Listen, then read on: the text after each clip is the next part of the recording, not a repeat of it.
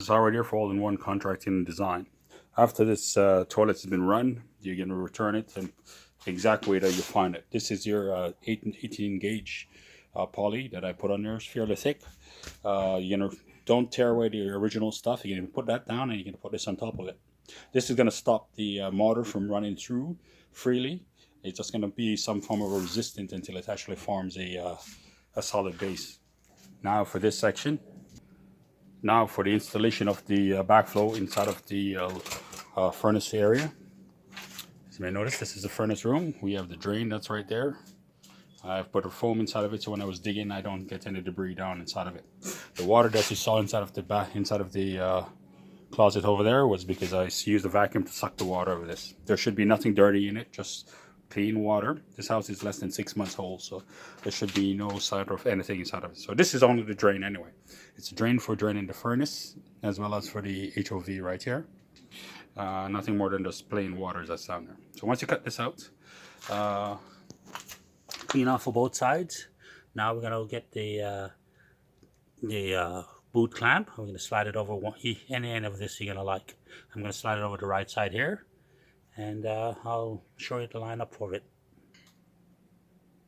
After the parts have been cut, place all the pieces in, glue it on, and then slide everything over. Remember to make sure that the backflow is flowing this direction, right?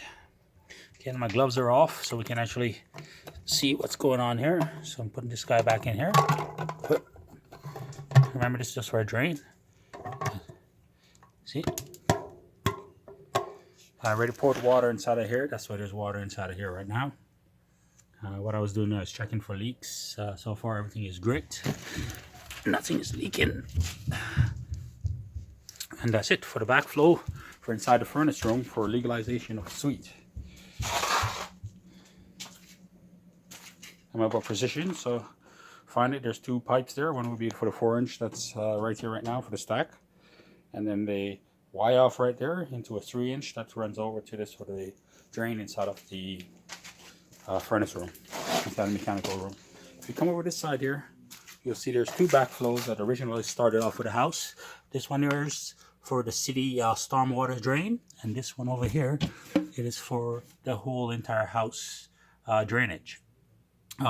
This tub here kind of looks a little bit different.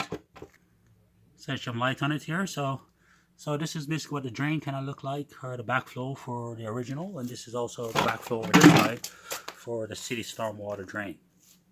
Now that these are installed with the backflows, we'll have to keep this one open. The original one would have to be open. So upstairs and downstairs, so everything is blocked off in the basement. Nothing can backflow onto it.